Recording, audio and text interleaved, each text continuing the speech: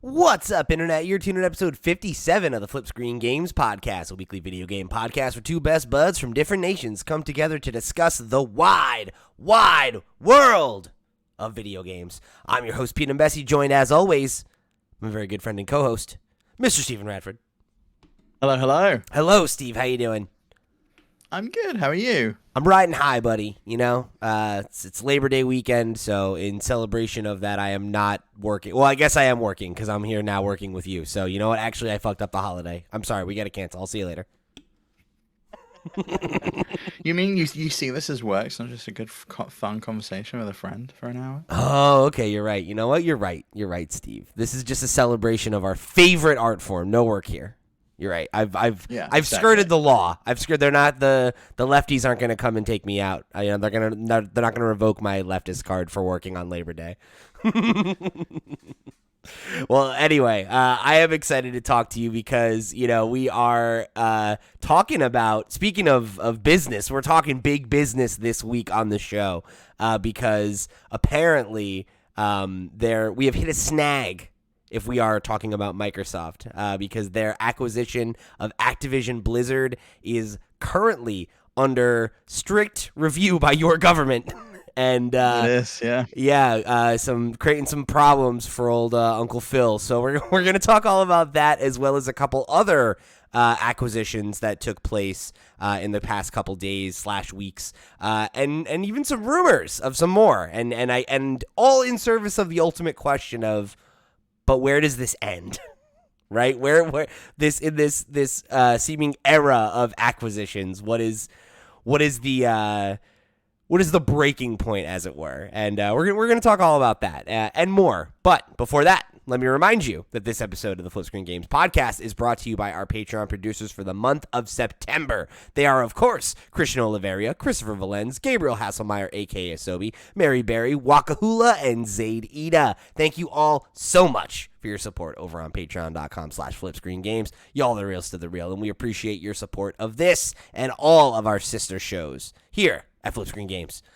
If you want to go find all those shows or show your support or find links to our Discord or find a place where you can write into the show, guess what? You can find a link to all those places in one place, and that place is flipscreen.games. That's our website. Go check it out if you want to find places. For all the places that we are, that's the way to do it. You got it. You nailed it. So, you know what? We're not even going to get into a start screen this week, Steve. That's how hot and spicy this news is, all right? It's one of those things where I think when this whole thing kicked off, right, when it felt like this era of acquisitions began, at least for me, I think it all ties back to the Bethesda acquisition because obviously, consolidation in media is nothing new, and certainly not in video games, right? Companies merge, companies get acquired all the time, but I think seeing Xbox acquire a legacy publisher in Bethesda and a publisher that until their acquisition, was looked at as one of the big dogs, right? And like they had their own E3 presentation, they had really been on the rise the last couple years, at least in terms of growth and acquisition in their own right. And I think that definitely was one of those kind of like wow moments, like anybody could get acquired, anything could happen. And, since then, we've seen more and bigger acquisitions happen. And it's been crazy, but I think seeing all of this, it's so interesting how these stories seem to line up, right? Because we know that they're not happening in response to one another, right? Like, PlayStation didn't go buy Bungie because Xbox was acquiring Activision Blizzard. It's just they happened to break. You kind of have to think though that the Bethesda deal was kind of opening the floodgates, so for Sony, like, oh shit, we kind of really do need to step up our start of the arms race, as it was, were. Yeah, maybe that was one of the points for them going to acquire Bungie, and obviously, like I know they've acquired a mobile studio this week. I don't know if that's in relation to Microsoft buying King as part of the Activision Blizzard deal, or if that's just unrelated and they wanted to get into the mobile game anyway. And it's like probably that, right? Because we've known that they've been wanting to get into the mobile space, and like they've talked about wanting to diversify their IP, and we did that whole episode. Maybe you can find the number we did that whole episode about Sony's fiscal report, and one of the things they said was that in the next several years they saw mobile becoming a bigger portion of their pie and all that stuff. So, it's like, I doubt that they are related, but I think to the outside observer, right, like, it's super easy to look at it and be like, oh yeah, like it feels like a tit for tat at this point, like, especially when you have a 2-week period with all this news happening at once, Yeah. Yeah, I mean, there obviously were mergers and acquisitions prior to the Bethesda deal, but I think that was on another level that no one saw it coming. And if the Activision thing goes through, then that's even higher of a level. By like a lot too, right? Yeah, like, out one of the major publishers. But aside from those two, there is some like sleeping giants in the background, like Embracer Group. But we had that news back in August of them acquiring just like an absolute list of things, and that they're not just restricted to video games. Like they've been buying just general IP, like they bought Middle Earth Enterprises, which owns the Lord of the Rings IP. But isn't they that now own that? They only own it for video games, though. They only own the games rights to it. I don't think so. That's what I thought the story was. We might want to just double check that, because like I don't think that impact like Amazon's making that Middle Earth show now that like I think like the Rings of Power like just had its first episode or something like that like the other day or like last night. It used to be called Tolkien Enterprises. They then changed their name to Middle Earth Enterprises. They own the IP for the entirety of The Hobbit and Lord of the Rings, and it's now owned by Embracer Group. Like outright? That's crazy. So like they No, so see, yeah, it says here, Embracer Group does not own The Lord of the Rings. Those rights are still owned and managed by the Tolkien estate. It does mean that Embracer now holds sway over any Lord of the Rings material adapted into different mediums, such as film, television, board games, theme parks, and, of course, video games.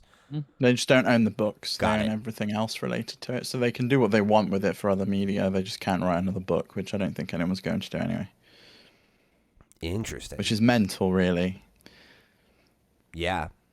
But you can imagine that they want that for the most part for video games, but they also own Asmodee, which is the biggest board game publisher in the world, aside from Hasbro, which published the classics. They bought Limited Run too. Lord of the Rings.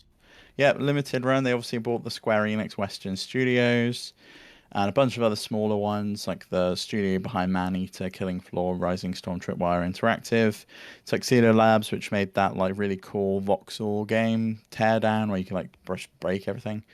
And then they've got like some smaller stuff like Sing Tricks, which makes karaoke tech, Geotech, which makes accessories, video game accessories, Tatsujin, which is their first Japanese studio, and Bitwave Games, which is a Swedish studio that specializes in retro games. But also on that list, they had like during their press release, they had another company within PC and console gaming that for commercial reasons is not disclosed today. And I'm very curious as to what that is, and why they're not willing to disclose that yet. Yeah, it's really odd. They're just gobbling things up.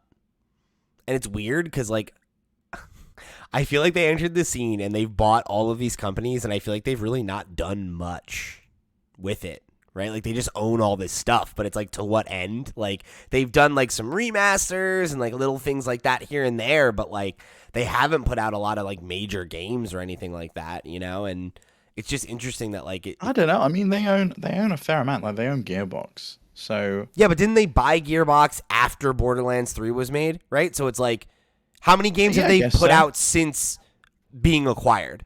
And I'm not like I don't know. I'm not saying that as like a value judgment about Embracer Group. It's more just like an observation that like it's interesting how much they come up in the news, but when you look at what games have actually been released under the Embracer Group, banner or whatever, it's not that many games right now. It's like they own like fucking like 100+ studios, and I feel like every single one of them is just like, oh, we're all working on something, and it's like in a couple of years it might be like every other game coming out is an Embracer Group game all of a sudden, because it's just like quite possibly, all these games have been in incubation for so long.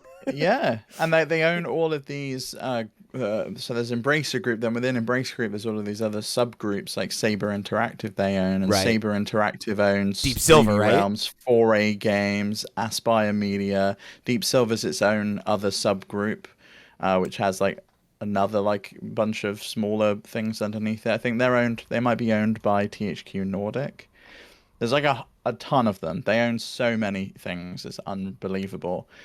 So they're kind of a sleeping giant. They're getting up to like the level of like an EA or a Ubisoft, like in terms of publishing. Um, but they're just gobbling things up, and I presume at some point we're going to see the fruits of all of those acquisitions. I mean, But for now, that or they're gonna implode, right? Because it's like they're just spending money. Like at some point you have to put stuff out, right? Like, and there was like that whole story about like what was going on with the Star Wars game, KOTOR, yeah, the KOTOR remake, yeah. right? Which seems like it's not being managed super well. So like you do have that question of like, are they buying all these studios and then mismanaging them, or like is that like but I mean, there's a lot of like studios that we've seen have been like accused of mismanagement this last week as well. Like 343, for example, the stuff with Halo, and like yeah, the cancellation of the split screen co-op, split spleen, Splatoon, split screen, yeah, and just like a lack of content for it. It's just like what is going on over there as well. Yeah, I mean, I think it's clear the game came out too early. And I loved that game. It was on my game of the year list last year, but I think it's clear now, right, a year removed, that it probably should have come out this year. And like I think even if it came out this year, they probably would have been struggling in terms of having enough stuff to keep people engaged for multiple multiplayer seasons, which is obviously what you need to come out and survive in this day and age. Yeah, and I mean that's the thing, right? Like not to. Again, right, I'm not even saying any of this as like digs at the Embracer Group. It's more just like they're very interesting to me, right? Because like to your point, they're a sleeping giant, but it's only because like they seemingly like they have their hands in all these pots of stew, but they're all still simmering, right? And it's like it's gonna be interesting to see how many of these actually pan out and like do we get to a point where, maybe 5 years from now, 10 years from now, where like you think of Embracer Group the way we think of NEA and Ubisoft, whomever, right? Like where they're one of the big dogs. Or I think we will. I think probably. I really think we will. Unless they run out of capital, but I don't know what the hell the source of all their money is, so it seems pretty endless. Oh, well they raised a bunch of cash a few months ago. They did like a huge IPO, right? Cash. Like they went public and got a bunch of money, or did they do did they do I a don't round of think fundraising? It was I think it was a round of fundraising. Okay. They did a directive share issue of B shares, raising proceeds of approximately 10.3 billion Swedish krona. I don't know what 10.3 billion Swedish krona is. I mean, it's got to be a couple $1 billion, right? Like. Maybe not. I guess maybe it could be high millions, but it's still got to be a pretty sizable amount of money, and it explains why they can just toss cash around. But at some point, $953 million. Right. So like about $1 billion, which is which is what that makes sense, like why they can just do this left and right. But it's like at some point you got to start. Mm-hmm. And they openly said what they wanted to do with it. So. With the clear intention to be a long-term shareholder and continue to support Embracer's future growth and merger and acquisition ambitions. So they openly said that they want this money so they can go buy things. And then they announced in August all of the things that they did buy, which we obviously have already listed out. But I wonder if that's the reason for them to acquire some things like Limited Run, because it's like obviously Limited Run is already like a functional business, right? Like. Well, that and like Dark Horse and Asmodee are obviously functional businesses as well. Oh my god, I forgot that. Did they buy Dark Horse outright, or do they own like a they stake? own all of Dark Horse. That's fucking nuts. That's crazy that they were just like, yeah, we'll just buy a comic book publisher, I guess. Like, yeah, because you've got to think that they want the IP that Dark Horse own in the same way that's why they bought Middle Earth Enterprises, so that they could just have the Lord of the Rings IP, and then if they're not going to do anything with it, they can license it out to Amazon to go make a movie or a new TV series, and you get some cash from it that way. but yeah, Asmodee was a huge acquisition. If you're at all into board games, they own some of the biggest, like Catan, A Ticket to Ride, Exploding Kittens, and Asmodee owned a bunch of like sub brands like Z-Man Games and things like that. So they own pretty much all of the modern board games you can think of. Dark Horse is one of the interesting ones because it's like they're definitely like for people who don't know much about the comic book industry, right? Like there are a short list of bigger publishers, right, that like are like looked at as like kind of like the major publishers or whatever. But like Marvel and DC, right, whom everyone knows, control about 90% of the market basically at any given time. Sometimes a little bit lower than that, but like, and then like Image Comics, who you would know as like the publisher of like The Walking Dead and stuff like that, right? They're like number 3, and then everyone below that is kind of like fighting for scraps of the market.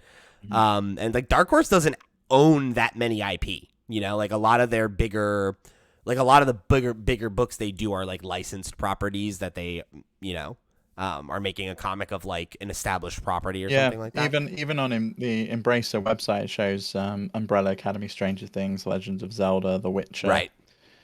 um, Nickelodeon's Avatar, And it's like The Last Airbender. I believe they were the original publisher of the Umbrella Academy, but that was like a creator-owned thing. I don't think they actually own the IP.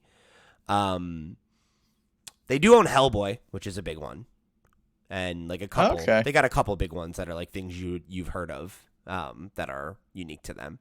But yeah, it's just weird, right? Like they're clearly, like you said, like they're getting in the business of just owning intellectual property.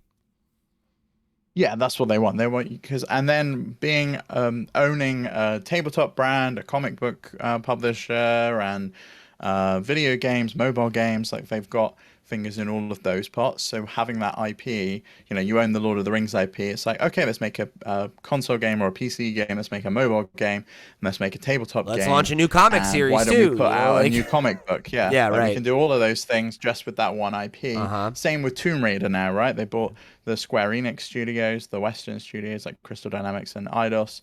They now own those IPs, so they could go like take Tomb Raider or Yeah. Deus Ex, and they can make something new with that. I mean, if they wanted to. You could even see how they could do it, right? Because like they are also starting to buy like bigger, more established studios like that. You bring up that's a great example. So is Gearbox, right? Like if they're like Gearbox, right? Like they're doing a new Tales from the Borderlands, right? Like let's put out a companion comic series alongside that. Oh, cool, we own Dark Horse, right? Like just like bam, like it's just like you can have that like as much as I hate this word, you can have that fucking like synergy across all these different. That's not a dirty word. I mean, I don't like it. Just reminds me of 30 Rock every time. The TV/microwave oven division. Yeah, so funny. Yeah, and I mean, you know, honestly, that's a great that joke and talking about how they're just becoming like a gullet for IP. I think is a great transition back to the top of the story, right? Which is what's going on with Microsoft. So, essentially, we're at a point now where the acquisition is potentially in trouble because the UK's Competition and Market Authority has basically launched what they're calling like a phase 2 of the investigation. And, you know, I like their phase 2. And their phase 2 is the one that can get you in trouble. It's the one that most recent memory, at least to me, they have compelled Facebook to sell Giphy in a phase 2 investigation because they said it harmed the rest of the market, that Facebook would own Giphy. And so they do have authority to block these deals if they want. And it's going, obviously this is a multinational deal, so it's going through this process in pretty much every country. It was just happening in Brazil, right? And that was like we had those pull quotes we were talking about from Sony where they were, you know, talking pretty openly about like how Call of Duty impacts the market and all that stuff. So yeah, you're seeing this happen all over the world right now. Yeah, but the UK is the first ones that have concluded their initial investigation. Apart from, I think it was Turkey that signed off on the deal, and they were like, "Yeah, it's fine." or that might, or it may have been Saudi Arabia. It was one of them that were doing their investigations.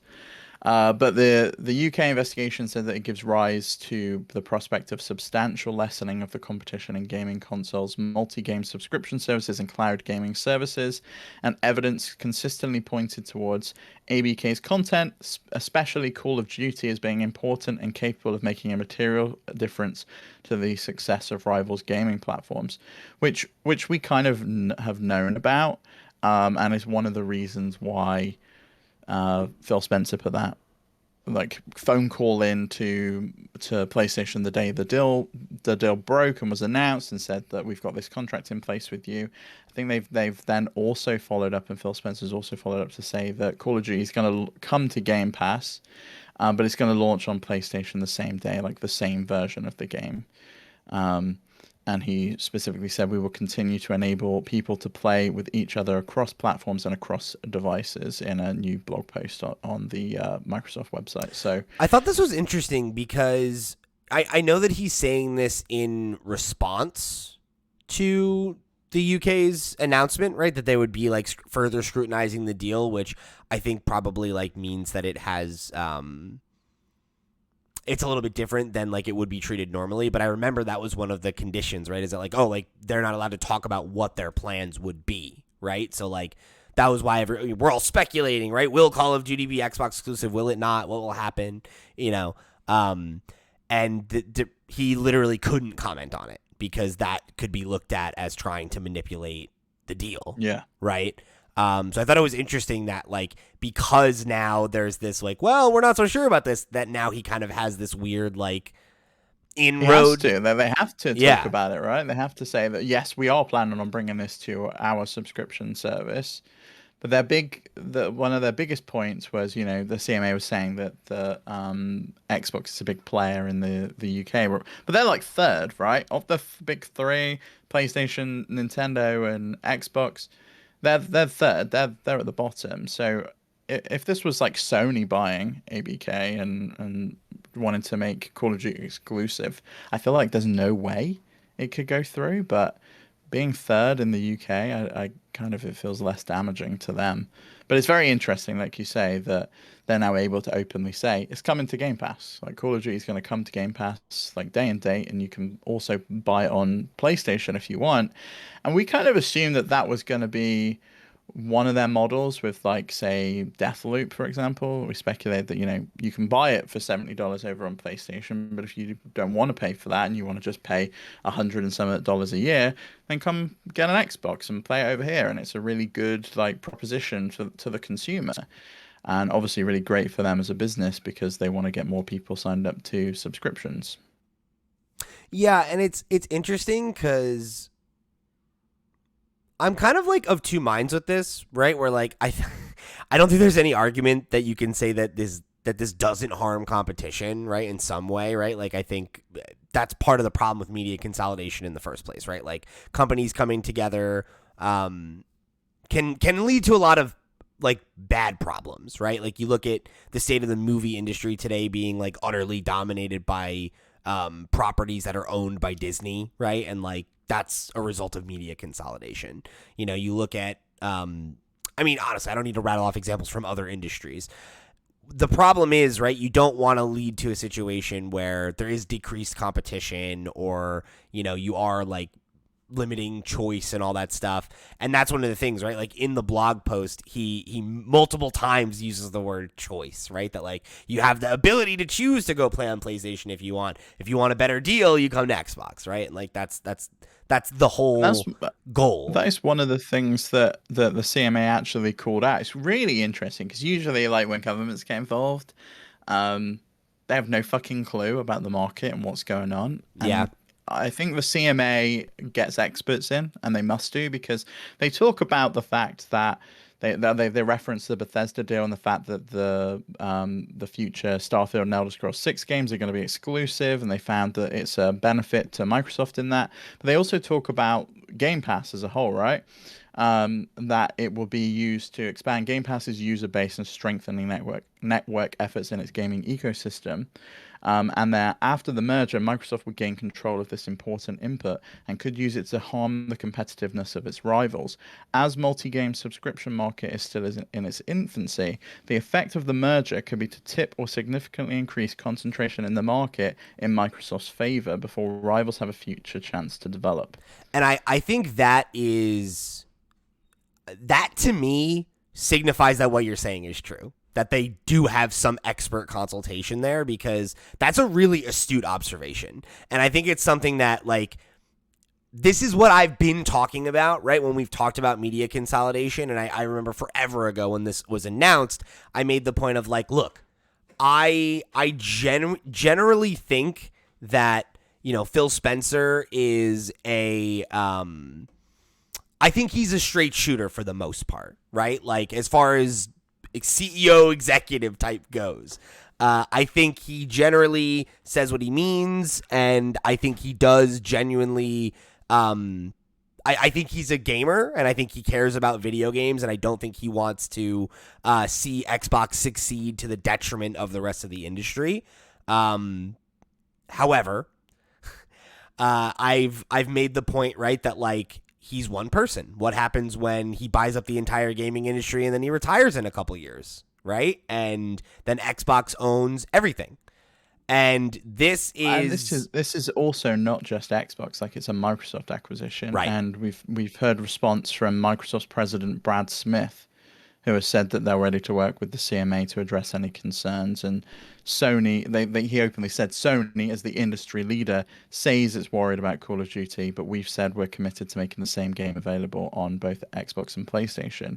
That doesn't address the concerns that the CMA has, though, about Game Pass as a whole, right? And using this to bolster the subscription. And I don't think Microsoft really has a response that they can go back with, other than letting Sony shove Call of Duty on their subscription service as well. Right, which I guess they could. But it comes back to the reason I brought up the point about the long game, right? And, like, what happens when Phil's gone, right? I think this is that same argument, right? Of, like, okay, sure, like, maybe this doesn't impact competition right now, right this second, in terms of, like, boxed copies of Call of Duty sold, right? But what happens next generation when no one plays Call of Duty on PlayStation anymore? Because if I just get an Xbox and get Game Pass, which, if you own an Xbox, why wouldn't you have Game Pass? And then that's just how I play Call of Duty forever now, right? And then, like, you ostensibly, yeah, sure, it's available over there, but, like, you've killed the market for it on that platform, right? And, oh well, or, like, oh yeah, like, we're currently the only company that has, like, an even halfway decent, Netflix style solution for video games, right? And they also happen to be one of the biggest companies in the world, right? So now you have a multi-billion dollar company that can leverage trillion, sure. That can leverage its dominance in the PC software space, right? To totally gobble up as much of a totally unrelated industry.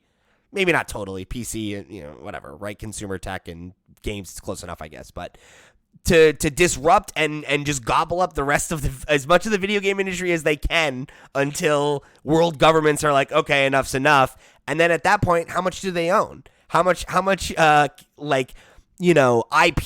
capital are they able to leverage to be like, yeah, I mean, Sony has a competitor, sure, but we have, 75% of the IP you've ever cared about free day and date on our thing. And, they don't, and they can't afford to keep up because, as you've said in the past, PlayStation is the only thing that has kept Sony afloat as a company, right? Like, they can't afford to go drop billions and billions and billions of dollars to keep up in this arms race and, just match the sheer volume of software and IP that Xbox has bought. Not developed, not grown, bought. Very few company can. No. Very few companies can. And the only other companies that can are companies that you don't want in games. Amazon or Apple are probably the only two other companies that are on the same, in the like $1 trillion club. Maybe Google? Google. Yeah, Google and yeah, but, Meta. look at that. Yeah, I think so. It's like it's the big players in Silicon Valley that you kind of think of. Meta's nowhere near it. They're 430 billion as their market Oh, okay. cap. You know, And they're going down. So Microsoft is currently sat at 1.9 trillion. Amazon's 1.3 trillion, and Google's 1.4. So, and Apple's above it with like 2.5. So I that was always like a bonus, I think, for the consumer, right? That's one of the things everyone was excited about was, oh, Game Pass as a deal is only going to get better with the Bethesda acquisition, and then with the Activision Blizzard King acquisition. yep. But it is quite scary because look at what's happening to Netflix at the moment. And with Disney Plus, they're just constantly putting the prices up. Oh, here's an ad model to make up for the cost increase because we want to fund all of this content that we're creating, and we're really the one of the only two big players. I think of well, there may be three. I think of like the premium subscription services are probably, at least in the UK, Netflix, Disney Plus, and Amazon Prime, and then outside of that, you have like some smaller outliers like Apple TV Plus, Paramount Plus, Peacock, and some other stuff like small that. ones. Yeah. Yeah. And I mean, that's always the fear, is like, I don't want to see the video game industry become like the film industry, where there are now, ultimately like 3 companies that can really make a blockbuster movie. And just a couple years ago, there were 4, and then 1 got bought. And, we're down to 3 now. And, you see all these, like, all this conversation about folks who are complaining that it's just like, oh, there's only, like, you get, like, 1 or 2 blockbusters that are not a Marvel movie. And then everything else is a Marvel movie. And then the only other kinds of movies that really exist are like art films, right? Which obviously don't have a super mass audience.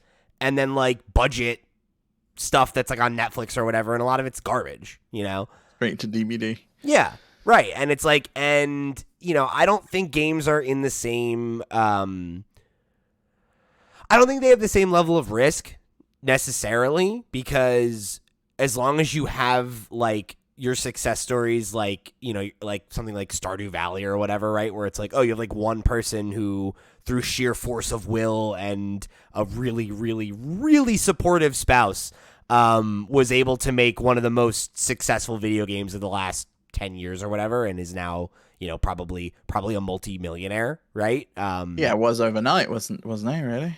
Yeah. So it's like you have outliers like that, right? And like I think as long as publishing it remains democratized in that way, right? Where like as long as like Valve doesn't change the way that it's like super easy to take a game and make it really accessible on like one of the biggest marketplaces in the world. I don't know that games will be in that, like AAA gaming will probably end up like that, and it'll be bloated, and there'll be like 4 companies that can make games. And I think it's already like that. And like, look at like the list of Embracer Group studios. Combine that with the acquisitions that Microsoft made. That like AA studio tier is gone now. It doesn't exist. They're all owned, like the independent AA studio.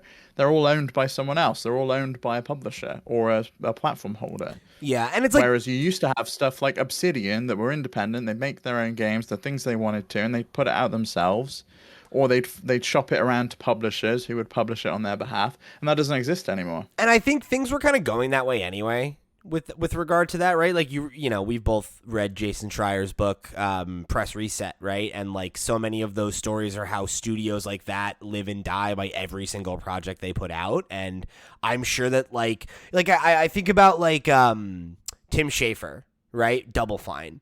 This is a man who became a game designer because he wanted to make art and he wanted to make video games, and then nobody would let him make the kind of games that he wanted to make. So he starts Double Fine, and then now his job is to run a studio, and to be like a businessman and to like sell art instead of make art. And like, yeah, he's still developing games. He's still making games or whatever. But like, do you think that's what he wants to do? Like, do you think that like that's where he wants his energy and his time to be? Like, how many more games could he have developed if that wasn't what he had to do, right? Like to make sure that like his friends and colleagues had jobs, right? And that like all these people that moved and signed their future to go work underneath him are taken care of, right? And like, you know, there is that argument that like, well, they're probably better off at Xbox, right? And like that wasn't a great system to begin with because it was very cutthroat and it was very like live or die. And, you know, have these people like, you know, like you read Press Reset, every other fucking chapter is about how a studio of that size got shut down because they had a thing that underperformed or you know, whatever,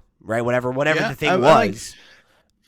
Fergus Urquhart, the studio head over at Obsidian, like said this in the video that they put out during the acquisition. It was like, you know, we joined Microsoft because they give us the money that they want, that we need and the support we need, and we can work with their other studios if we need some additional dev support, and they let us work on what we want to work on. And the metrics for success are better, right? Because think about it, because it's like not only do you have the financial support to make the game, right, less pressure while making the game.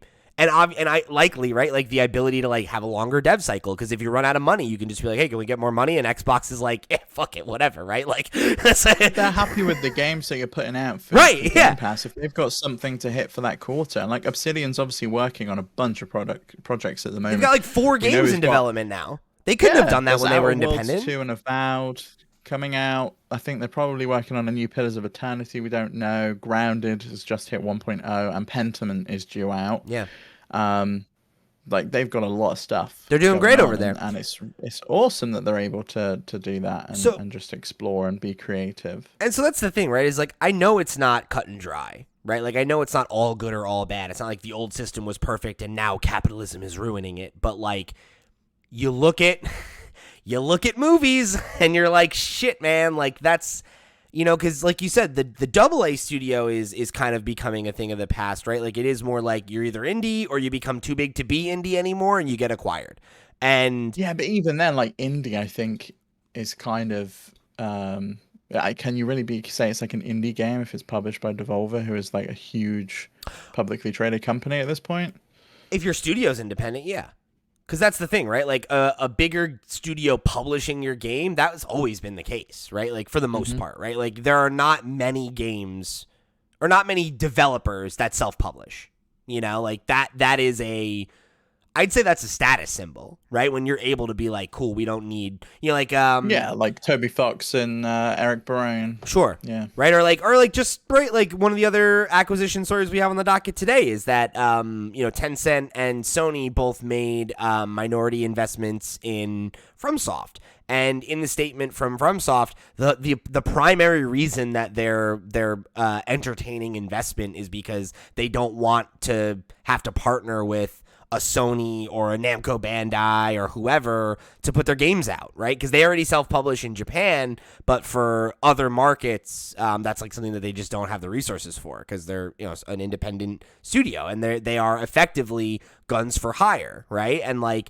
you know, I think that's part of the other reason that why a lot of studios don't want to do that anymore, right? Is because like I think when you're independent, and you are doing the like publisher by publisher deal thing, you've seen a lot of fucking developers get burned by that with like, I think of like somebody like Don't Nod, right? Where like they made Life is Strange as like a last ditch effort to save the studio. And it's the most successful thing they've ever made. And they had to sell it to Square Enix to survive. And like, granted, if they were, you know, if you're thinking of like, you know, Obsidian, right?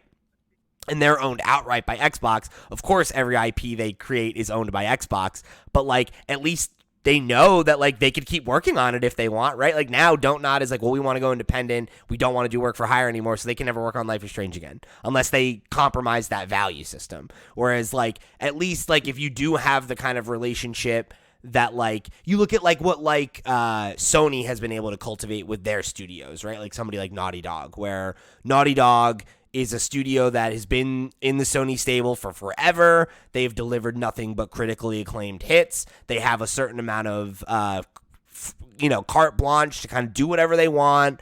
and make the games that they're excited about making. They have control over their IP. We saw how they were able to step in and take other people off of projects that were related to Uncharted or The Last of Us or things like that if they didn't like it, so like that's something where I feel like that's ultimately that's the goal, right? As a developer of that size, right? Where you're like, I don't want to be having to make sure that the 200 people that I have underneath me or whatever, or 300, 400, depending if you're Insomniac, right? Something like that.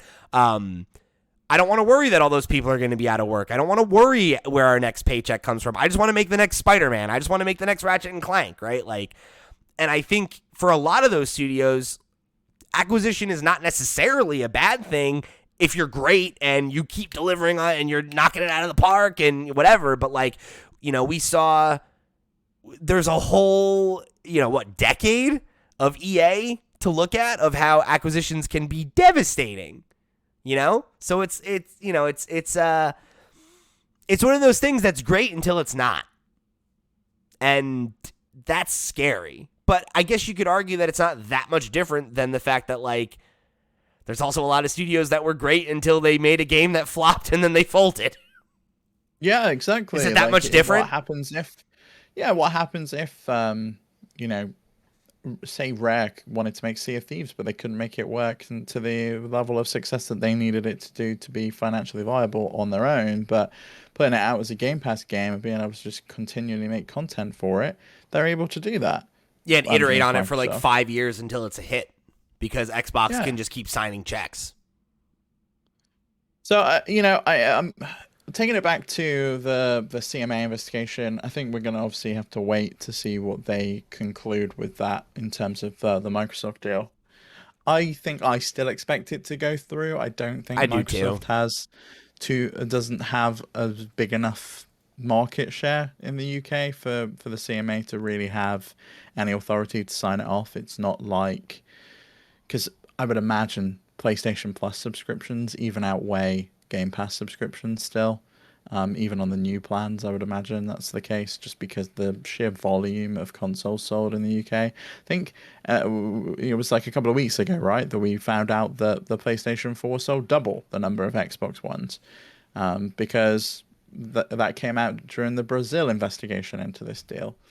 So I don't really think if you're selling double the amount of consoles, that Call of Duty is the only reason that you're selling double the amount of consoles. And if Call of Duty wasn't on your platform, that you're not going to sell that many consoles anymore. I think people are still going to pick PlayStation over Xbox, regardless of whether this game's on their platform or not. And it sounds like the deal that they've got with Microsoft probably extends up to the end of the PlayStation 5's life cycle anyway, to get Call of Duty on their systems. I think it was like a 6-year deal. It's such an interesting question too, though, right? Because when you think about the Call of Duty of it all, Xbox is such a tough beast to nail down in terms of trying to like anticipate what they would do. Because like I remember when the Bethesda argument got made, right? When that deal went through and there was the debate of, are these games going to be on PlayStation? That was an interesting debate, because there is the conversation of, well, like, do you make more money by putting out these games everywhere and just letting people get them wherever they can get them, and that's that, right? Especially if you don't care about selling boxes. But I think with single player games, the argument for like making them exclusive and being like, well, if you want to play, Starfield, you got to play it on Xbox, is kind of like, that's understandable. Like, nobody like feels any kind of way about that. It's like, it's just like, it's understood, right? There's always been console exclusives like that. Yeah, it would be like getting angry that The Last of Us Part 1's not launching on. Yeah, and I think the main difference is that you used to get those things multi-platform and now you don't, and like there's always going to be people who feel some kind of way about that, and I think that's reasonable, but it is what it is, right? Like, it's easier to rationalize. Whereas with like Call of Duty, I've said this before, I don't really feel like it makes sense to make Call of Duty Xbox exclusive, especially if your goal is not to sell the most boxes, right? Like if your stated goal is, to propagate Game Pass and make Xbox a ubiquitous brand, gaming anywhere, all that good stuff. Like, I think you're only hurting the strength of the Call of Duty brand to be like, you can only play it on this one platform now. Like, you know what I mean? It depends how many people play it because, it's huge. We know how many people play it on PlayStation, right? And I guess the question is... It's like the number 2 game worldwide behind FIFA. And it's like, do all of those people abandon PlayStation and go to Xbox for Call of Duty? I don't think so, really. Like, I don't know, because it's tough, because like you said, right? The PlayStation brand is extremely strong. And if the 2 most played games are third-party games, it speaks to the fact that people are buying PlayStation beyond for the first-party stuff. It's because you know PlayStation, you trust PlayStation, you like PlayStation, whatever. Oh, yeah, right? I think it was... Whatever the reason is. The Last of Us Part 2 sold 12 million copies, which is a lot, but it's only like 10% of the number of PS4s that they've sold, which is not a significant amount. Whereas, Call of Duty, they're selling like... Or even say GTA. Like they're selling like 50 million copies. It's like insanity. And obviously we've seen this. There is precedent with Mojang, for example, and Minecraft, and they kept that on other platforms. The same thing happened with Elder Scrolls Online. Yes, it was already on those other platforms, but they didn't take it off. And I don't think you really should with a live service game. And I think they probably consider Minecraft a live service game as well, in that you're playing it with multiple people. There's all this additional content that goes in. Well, and again, I think there's a ubiquity to it, right? Like it's such a... Minecraft is a thing, right? Like, and I think as soon as you put your thing behind a walled garden, you're limiting how much it can be. I don't think you can be the first-person shooter and not be on every platform. No, I agree with that, yeah. And I think we saw that with Halo. I think if Halo had launched on PlayStation at the same time, it probably would have been way more successful than it was. Maybe, yeah. I don't know, but like I think if Call of Duty becomes an Xbox exclusive, you open up the opportunity for Battlefield or something else to become the thing. Yes. And I don't think they want that. And I also don't think it makes sense, because I think it's probably their inroad to have a really popular live service game. Because look at their competition. Sony bought Bungie. They're doing their live service, like House of Excellence, whatever the fuck it's called. Let me ask you this: do you think there's a universe? Because this is an interesting thought. I wonder if there's a universe where the Call of Duty brand is stronger than the PlayStation brand in that way. Because I'm thinking about it now. I wonder if Call of Duty... Quite possibly, because like Fortnite's stronger than that. Yeah. But is that... I think that has a lot to do with its ubiquity as well. It's because you can play it anywhere at any time on anything, and it's accessible to kids, but you can also keep playing it if you're an adult. Like, it has that like Pokemon juice to it. But like, yeah, there's another brand which I'm surprised no one sniffed around, and I think it's just due to its scale and size and market capital, and that's Roblox. I'm really surprised Microsoft hasn't been sniffing around them to take them off the market. It's probably just too expensive. Yes, too much money. But yeah, it's like I think about Call of Duty, and it's like what other I can't think of any other franchise in the first-person shooter space that has still committed to we are a full-priced, boxed annual event like that, right? Like, every other thing is pretty much moved to, like, a games as a service or, like, free-to-play or whatever, right? Season-based. And Call of Duty kind of has done that with Warzone, but they do still continue to put out the but they did both anyway. Which is like, I think speaks to, again, how fucking strong that brand is. They're like, yeah, we could still put out a game a year and have a fucking free-to-play. Like, what the fuck? Like, yeah. I don't know. Like, Call of Duty, like, is first-person shooting, I feel like, to the folks that, like, you know what I mean? Like, there's a type of gamer where, like, that's what they play. And, like, that's the game. And I don't know. I wonder if because they're not going to stop playing first-person shooters, right? And it's like the other ones aren't as good, right? So, or maybe they are, but they just don't have the. I think it's the same argument that the CMA is making about Game Pass, where like I think Call of Duty is so established as a first-person shooter brand, I don't see how somebody else comes in now and makes something that is as ubiquitous as Call of Duty. I don't think you can. No, Call of Duty's got to go away. I think Battlefield came close. They just had a few faux pas. They dropped the bag though. Yeah, like yeah. they they had a moment where it was like they felt like legitimate competitors. I don't know. If Battlefield 4 and Battlefield 1 were great. Battlefield 1 was like such a like, oh shit, like this is a legitimate alternative.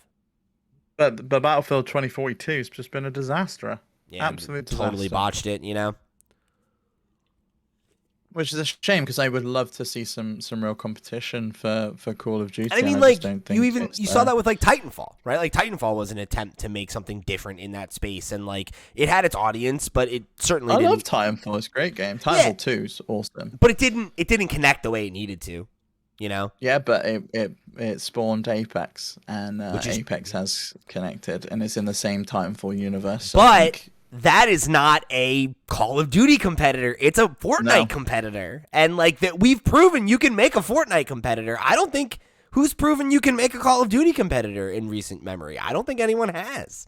And granted, I think it's also like nobody wants to invest the same amount of resources, right? There's like 6 studios working on Call of Duty to make it an annual product and a free-to-play game and all that bullshit. But like, I don't know. It's really interesting. I'm very interested to see what the next 10 years of Call of Duty look like.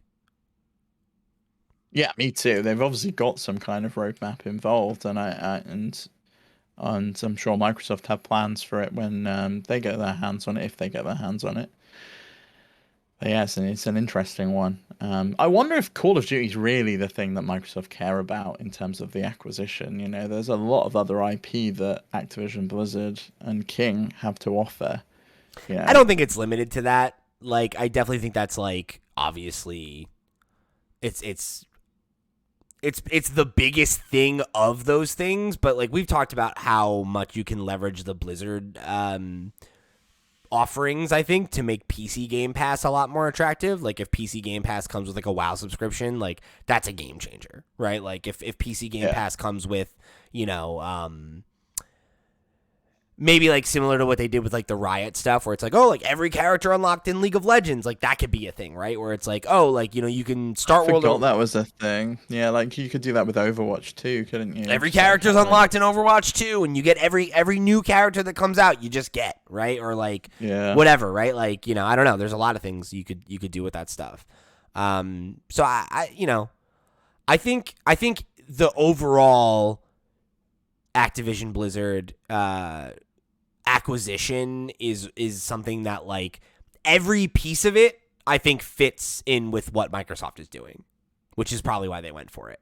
Because like I think even like, you know, we talked about you know, all the brands that Activision Blizzard owns that they are not doing anything with, or like they had been doing things with and then killed for no reason because of Call of Duty and things like that. And like Xbox, like Crash, Spyro, and Xbox doesn't Tony really Hawk. have like a ton of great like family friendly all ages stuff, right? Like there's a few things here and there, but not really. Like when you think Xbox's brands or like even the companies they've acquired, like it's mostly adult oriented stuff, right? And like Nintendo does kind of have a lock on like the family friendly like kid market stuff. So like maybe the idea that they're like, yeah, I mean, hell, like we own Crash, we own Spyro, you know, maybe we bring back Banjo-Kazooie, right? Like try to make a play to do premium 3D platformers again, like what they did with Psychonauts 2, right? Was like that could be a differentiator. Like that. That could be a thing where then like maybe you become a legitimate option, right?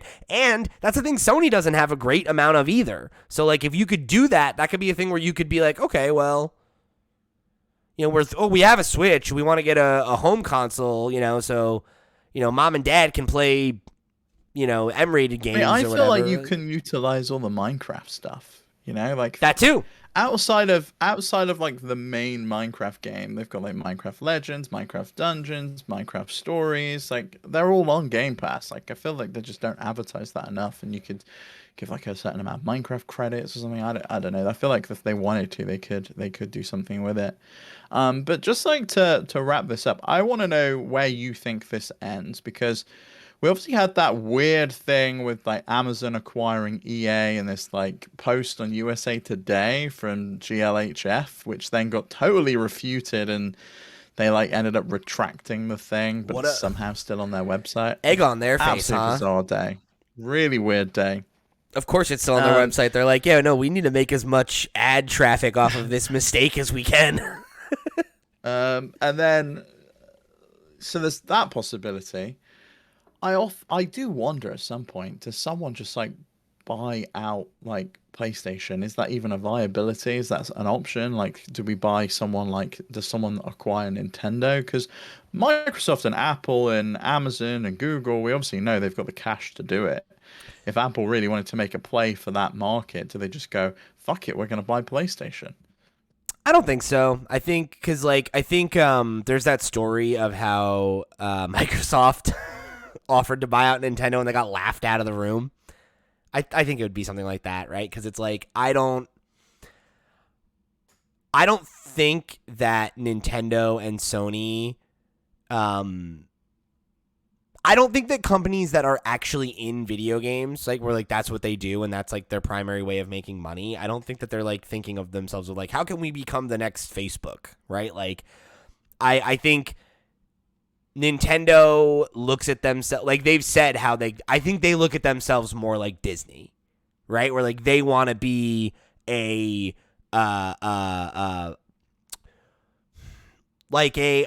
peeler of culture, right? Like that's what they want to do. They want to continue to grow their brand and their IP and make it a thing where like, you know, it's everywhere, right? And like it's part of your life, it's part of your lifestyle, all that good shit. And like I think that's what Nintendo wants, and I don't think Nintendo like what would be the reason for them to sell, right? To like make some money? It's like they're already making money. They're already a leader in their industry and their market, and like, you know, I don't think that that's something that they would do, you know, and like I don't see Japanese companies as like being as eager for that kind of, you know. You don't think, because I really think Sony as a whole could be like a good fit for someone like Apple. Not just because you get the PlayStation brand, but you also get a record label that can go towards your music offering. You get film studio, which can go towards your Apple TV Plus offering. You get a consumer electronics division, which can help, you know, branch out into other products if Apple wanted to get into like TVs and stuff. They just started working with I think it's Honda on a fucking car. So like they've got a lot of things outside of PlayStation. I also wonder if Sony just spin PlayStation off into its own company at some point, because it really is the most I don't think valuable asset they've got. I don't think they could afford to do that. It can be like, because it can be like the reverse spin that they some companies do, where eBay acquired PayPal years ago, and then PayPal became more valuable than eBay, and so they spanned PayPal out to a separate company, and then you can like do an IPO for that and raise more money for it. So you could potentially do that, but with Sony, it's a bit weird because obviously Sony makes the PlayStation, and they have like their consumer division make that, while the PlayStation brand makes the games for the console. Yeah, I don't know. I don't see it. I really don't. And I don't think it's because they're like untouchable, but it's like they're not They're successful. too strong. Yeah, they're not successful, right? They're just not monolithic. Like they're not one of the biggest companies in the world, but like they're still very strong, and like they have multiple sections of their business that are healthy and that are, you know, doing well for them. And like it's just I think it becomes the thing of, right, like why do companies sell? You know, like it's usually because they're in trouble. I think the idea of like one of those companies merging with another company, I think makes more sense to me. Rather than being like bought outright, but never say never, right? Like, but it's like I just looked it up. You know, Sony's market cap is like, it's like 99 billion. So it's like still a lot. Yeah, so it's like a trillion off of Microsoft. Yeah, like it's like, don't get me wrong, they're a lot smaller, but like who's big enough to buy them that, like, you know, like you said, like, yeah, I guess Apple could, but it's like, does Apple, like, I don't know, is that worth it? You know, it's like, maybe, yeah, I guess, also I don't know. think that Apple has like a level of arrogance where they feel like they could do it better themselves often, and they just they'll just attempt to do that. Yeah, it's just But like I mean, they've tried breaking into gaming. I think we'll probably talk about it at some point. Like all these old obscure things, like the Pippin that they partnered with Bandai to do, and that was years ago. And it was this console they released that was never successful. And then also Apple Arcade, which they're seemingly doing nothing with again. I think for me, the only way I see a company like that making an investment like that is if they are like as dedicated to getting into video games as Microsoft decided that they were. And Yeah. we watched that documentary, right? That Xbox put out, and literally the only reason that they did that was because they felt market pressure from Sony. Right, where they were like, Sony owns the living room now, and we're in the computer den, and we don't like that, right? And like that was something that they were able to justify making a multi-decade investment in games and being a perpetual underdog for a while, right? And off and on, right? 360 was obviously they were a top dog for a minute, but they've had some down. Still a massive loss-making product for Right. them. The Red Ring of Death just ruined any kind of profit they made on Right. that. So, I mean, even at their best, the Xbox has been a loss leader in more ways than not. And there were times when they thought about spinning off the Xbox brand during the Xbox One generation. They thought about totally getting out of games altogether. There was a real question of if there was going to be an Xbox after that. And when you look at these big companies, I think, there's the example in Jason Schreier's book with like the whole Epic Mickey thing and like when Disney got involved in games and like with Disney Infinity and all that. And like Disney Infinity was profitable and it was successful, but it wasn't successful enough, right, to warrant them having this whole arm of their business dedicated to the small margins associated with video games when it's like we could make movies and make a lot more, or make TV shows and make a lot more, or sell toys or whatever, right? Like, it just didn't make sense for them. And I think that is something I always come back to is I don't think video games are an industry that you can be in half-heartedly. I think it needs... Yeah, I mean, look at Stadia. Yeah, right. And I mean, and to a lesser extent, Amazon fucking Luna and, like all these other things. And it's like, how many of these are going to be around in a few more years? And like, or if they are, like, none of them have been successful. And it's like, why would you as Apple look at all your other competitors who've dipped your toe in the video game space and been like, what if we try to do this? And then you just, like, to one end, right? Like, it's like, I think the only reason they would do it would be like if they were like, this is a real threat from Microsoft, that they own this and we don't. But they don't care, right? Like, because they own the tablet market, right? Like, nobody else has ever made, like, a really, truly good, viable alternative to the iPad that wasn't budget as hell. So they're who cares, right? And it's like the iPhone's really successful and the Mac is really successful. The MacBook is really successful. Like, do you need to own video games too? Like, especially when you'll never own it, right? You'll never own it unless you're about to come in and outspend Microsoft. And they still don't own it. They're in third place. And they've spent like $50 billion in the last couple of years to just acquire all these studios and, and try to make something of it. And they're still probably 5-10 years away from that really paying off in the way that they think it will, which is crazy because it's been since 2000, right? It's been like 20 years of Xbox before it's actually finally been viable. Does Apple want to do that? Does Apple want to bank on the fact that if we buy Sony today in 2050, it's gonna pay off, right? Like, I don't know, like. And granted, you buy Sony, it's different, right? Because PlayStation's a strong, established brand, but I don't know. I feel like it's a lot of fucking effort to get into video games, and even the returns on a successful game are not what you want them to be if you're used to selling phones. Mm-hmm. I do think, though, that Apple's business model has changed. Like, they are very aligned with Microsoft in selling services, and their products just are there to sell you services. They clearly want to get into entertainment too, right? With Apple Plus, Apple TV Plus. Yeah, so it's a possibility. I really don't know where it ends though. Like, If Activision goes away, if the EA rumors, which have been going on for months now, if that ever comes to fruition and someone buys it, do we get to a point where there are no independent publishers? Does like Ubisoft go away because that is one of the only big privately owned companies at this point? It's not a publicly traded company. Yeah. Like, what happens?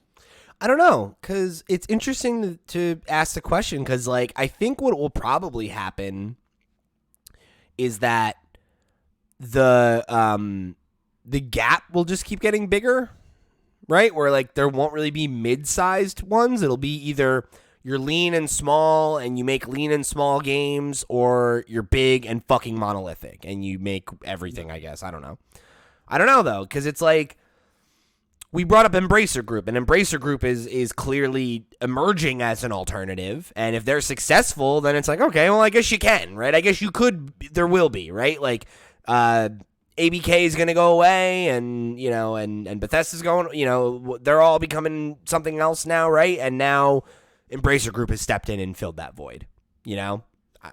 Maybe, but the idea of that continuing to happen again and again is like, I don't, that seems like a tall order. But then it's like, I don't know, you look at like Annapurna and, you know, like some of the other, like, you know, like Devolver, right? Like Devolver just went public. So like, I don't know, maybe in 10 years, Devolver will be that size and you'll think about them that way. And, you know, I don't know. But I think it's probably more likely that we're going to end up in a universe where it's like, you have Xbox and everyone they acquire, and PlayStation, everyone they acquire. Maybe Nintendo makes some acquisitions to try and like keep key partners like Bandai Namco or, you know, whomever else. And then maybe some of those other companies, like I wouldn't be surprised if like you saw a company of like Ubisoft size merge with like EA in the way that like Activision Blizzard did years ago. Things like that, and like some of those mid-tier companies become bigger, you know, and like that's how they try to stay alive, stay afloat. Like Capcom Sega, you know, comes together or something like that, right? And like brands I can see that, yeah.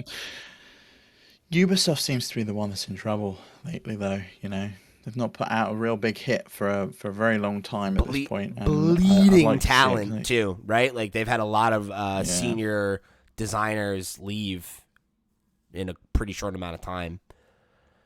Yeah, I wouldn't be surprised if the Sharks come sniffing over there pretty soon. That's another one, right? They've got a lot of IP. I mean, I know during that like hostile takeover, Tencent came to their rescue. Like during that hostile takeover moment, yeah, it was like Tencent came to the rescue, and I wonder if Tencent just snaps them up. That could be a possibility. Could be, yeah. Or they make a bigger investment, and like that's how they stay independent, and they like try to ride the wave a little bit longer and see if they can right the ship. Yeah, someone just bought. NetEase just bought someone this week as well, didn't they? Who did they buy? Did they? Oh, didn't they? Let me have a look. Didn't they buy a studio and then IP? I thought they like bought a bunch of like an. Oh, they bought Quantic Dream. Ah, that was it. Who am I thinking of?